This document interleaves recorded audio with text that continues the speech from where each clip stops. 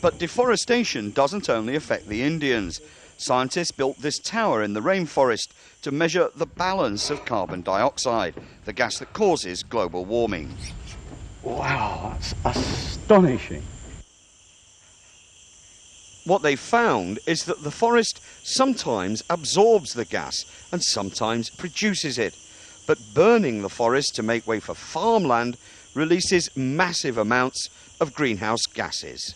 All over the Amazon, wherever we've travelled, we come across places like this, where the rainforest comes to a sudden end to be replaced by these huge agricultural fields. This was once virgin rainforest. Now it's an agricultural desert. And the reason for that is soya.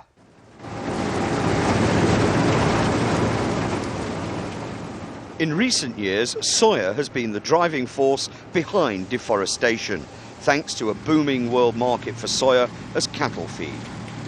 But world markets are fickle, as farmer Jamie Farignon told us.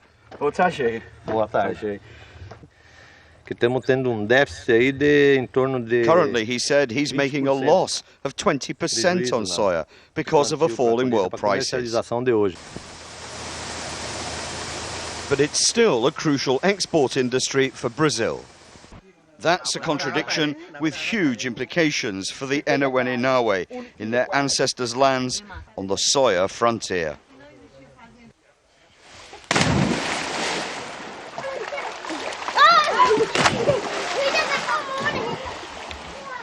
And their survival is linked by climate change to the future of all of us.